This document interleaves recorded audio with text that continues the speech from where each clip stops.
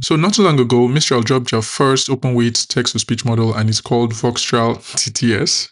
It basically says here that it's a frontier open-weight text-to-speech model that's fast. Just take this with a grain of salt, and instantly adaptable and produces lifelike speech for voice agents. The model is released with BF16 weight and a set of reference voices. These voices are licensed under blah blah blah blah blah, and this license basically it inherits it from the model. Because if we go over to files and versions, you can see in voice embeddings, you can just see all the voices they actually gave us.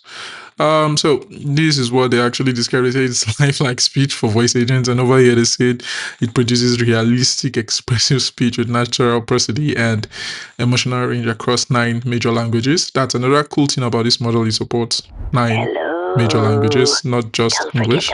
As you can see here, it supports English, French, Spanish, Portuguese, and all these other languages basically. And we are definitely going to try French. We're going to see how well it actually does in that regard. But as for this point over here, where they said very low latency, just keep in mind that that's for PCs and servers with beefy GPUs or VRAM. Also, keep in mind that this is a 4 billion parameter model. So using this as a voice agent and experiencing low latency, it's highly unlikely if you're actually running it on your device. So let's just begin. The first thing we're going to do is download the model weight as usual. All you need to do is download this. And I think they'll release the usual .safe tensor files because this is consolidated. I think there are 2 safe tensor files in here. Because previously, in the previous Voxtral model, because they do call all their audio models Voxtral, their STT, their TTS, and also their audio model. Like in this case, this is the audio model, which we covered in a previous video, but I'll be dropping the link to that video in this description, in the description of this video. So do not fret. Anyways, they did release this .safe tensor files, but first they did release consolidated .safe tensor, which was problematic. I actually had lots of problem running it. I was even considering not making the video for this particular model, but they did later release this with the generation config and the config.json and other stuff that was actually required. That was just the issue I ran into previously, but in this case, we'll try running this since they are actually using VLLM. Let's see if it can actually run this model as is. But for our tests, for most of our tests, we're going to be using the MLX optimized version.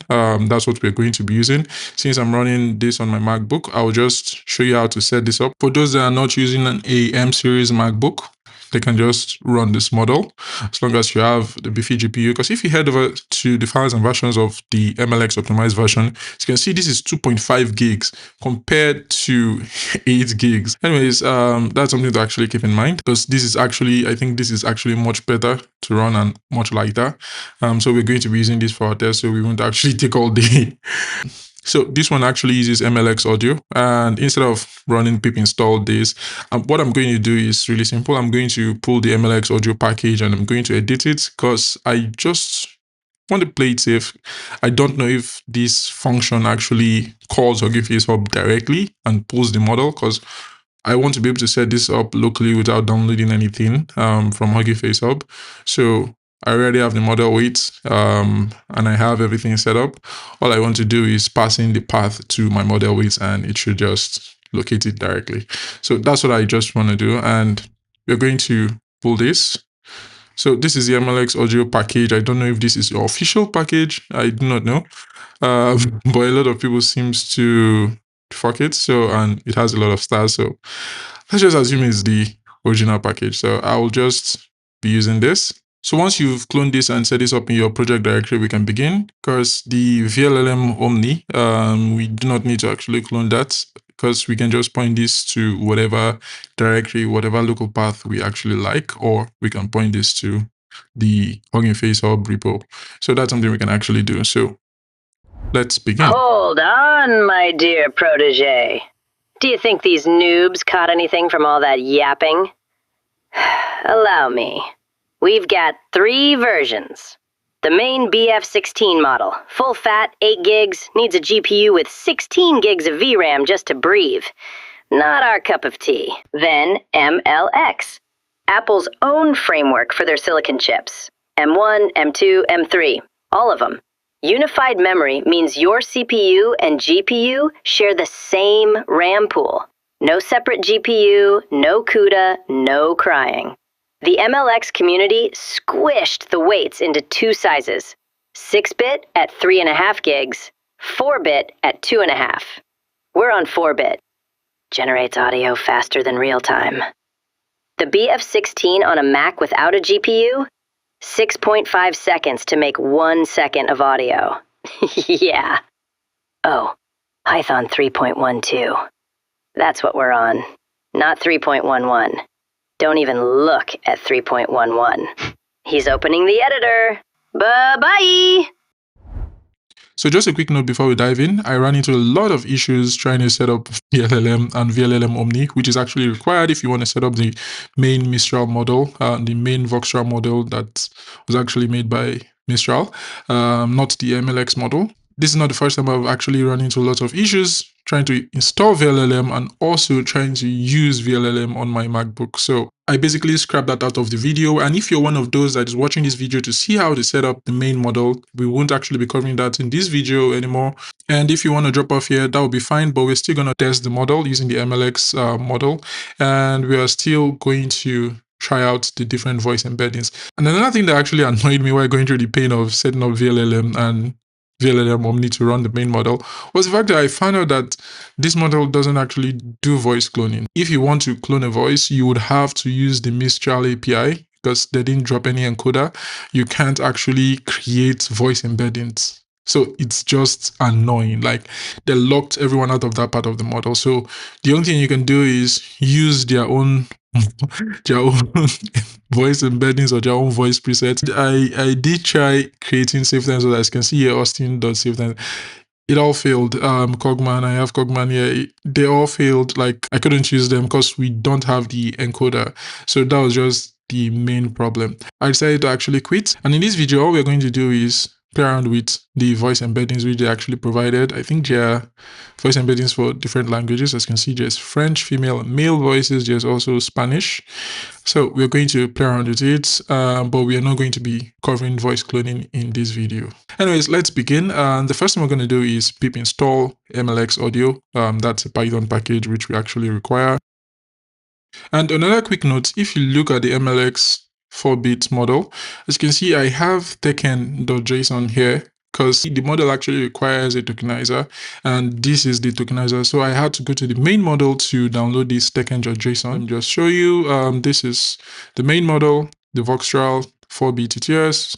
With the files and versions, you need this file, token.json. Just keep that in mind because you would actually run into an error if you run it without this file there. Now that that's actually installed, let's head back to the browser. So this is the, so let's close the tabs. We actually went through a lot trying to set up VLLM, as you can see. Let's close it up. Anyways, so we actually need this. Let's see, I don't think there's anything here. Let's head back to our IDE. Now we actually need to save this audio file. So we're going to paste in another block of code that's going to basically save the audio. Let's paste that in, and we're going to move this. So we're also going to import this. We're also going to import sound file. So let's change this. And if you leave this as is, as it currently is, it's going to automatically pull this model into your catch directory. So we don't actually want that because we do have our model its directory here for the MLX model. So let's just put a dot. So it's going to point to this directory. As you can see, it's the same name. Anyways, we're going to use the casual mail. I think we have that here. I think there's a casual mail somewhere here. It's here.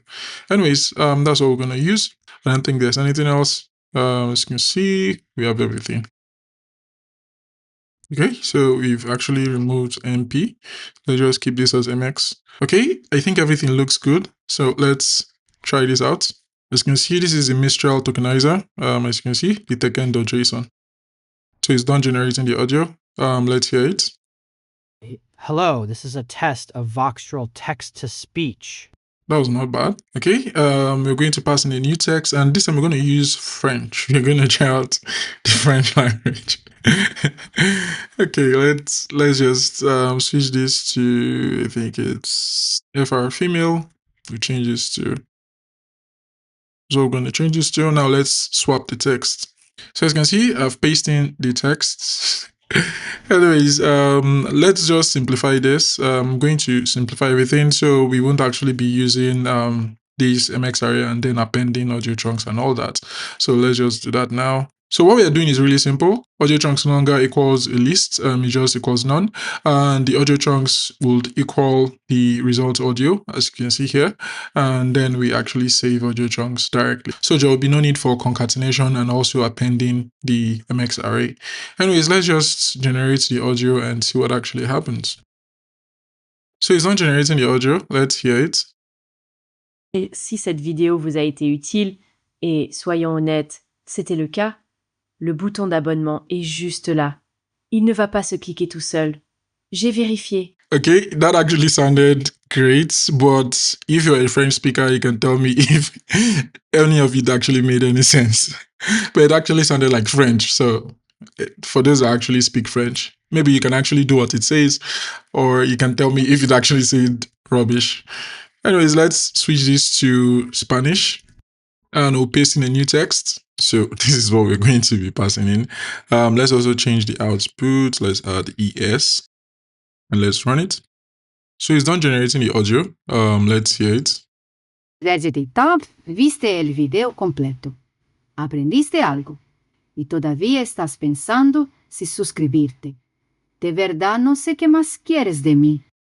I think that's it. Okay, I honestly do not know if that's Spanish, but if you're a Spanish speaker, you can just let me know if you understood what it actually said, because I honestly didn't understand what it said.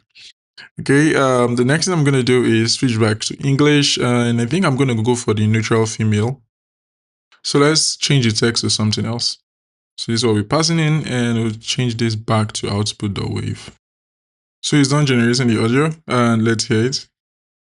We keep asking whether machines can think, but maybe the more honest question is whether we ever really understood what thinking was in the first place. Every time we build something that does what we thought only minds could do, we move the line. We call it automation, then intelligence, then just software. At some point, the line doesn't move anymore. We just stop drawing it. Okay, I think the reason why it said dot was because these two words were actually joined by this full stop. Anyways, what we're going to do next is change the text, and we're going to switch to a different voice. Okay, this time I'm going to go for a male voice. I think we're going to go for something cheerful. Okay, it's only the female that has a cheerful voice. So let's go for that. Let's run it. So it's done generating the audio. Let's hear it. There's something strange about living in the moment a technology becomes ordinary. One day, it's the future. The next day, it's just Tuesday. We will do that with AI too. We already are. The question isn't whether it becomes normal. It's what we decide to do with it before it does. Okay, that doesn't sound cheerful at all. Like, it doesn't sound cheerful. So as you can see over here, there's nothing like anger, or there's basically not much to actually play with. Just cheerful, casual, neutral for English. The rest are actually different languages. I honestly don't know what to say about this model. For a 4 billion parameter model, I was expecting more. I was expecting it to do voice cloning, because there are lots of models that are way smaller than this that does voice cloning, and they do it really well, and they also handle other languages. So I don't know what the advantage is here. Like, I don't know what the advantage of this model is. It's basically closed off. No one can actually generate any embeddings. Even a terrible model like the one we actually played with last, Mistral TTS, at least they gave us the encoder. We could actually generate the voice embeddings or the voice presets. But in this case, they just build a walled garden, and the only way to actually clone voices is using the Mistral API. That's what you have to actually do to be able to clone voices using this model. You have to use the API. So they just walled everybody off. I honestly don't know. I'm actually looking for the positive side to this model. It's just all negatives and all cons, basically, because even the voice embeddings they give, basically the voice presets, there are no exciting voices here. Like, I thought there would be different emotions, but they're none. Even the cheerful voice we actually tried was not cheerful, it was just mellow. And the other ones are actually for different languages. So it's just weird. So they have two neutral voices, basically female and male. They also have casual, which is basically almost neutral. Then there's cheerful, which is basically casual. I'll call it casual or mellow, something like that. So there's nothing cool about this model. There's no advantage of using this model. That's what I can actually say. That's my honest opinion. There's basically no advantage. All you have are cons, because setting it up is just a pain in the butt, especially setting up the main model. Using VLLM is just a pain in the butt. If you're not using the Linux operating system, you run into lots of issues. And if you're not using CUDA, you have lots of issues with VLLM. Anyways, I'm going to end it here because I couldn't find anything positive to say about this model, so I'll just leave it on a sad note. And I'm very disappointed, honestly. Do not forget to like this video if you did enjoy it. Even though we did end on a sad note, do not forget to like this video. It's good for the algorithm, basically. And do not forget to subscribe if you do enjoy watching my content. And do not forget to hit that bell notification so you get notified when I release a new video on this channel. Thank you for watching. Have a nice one.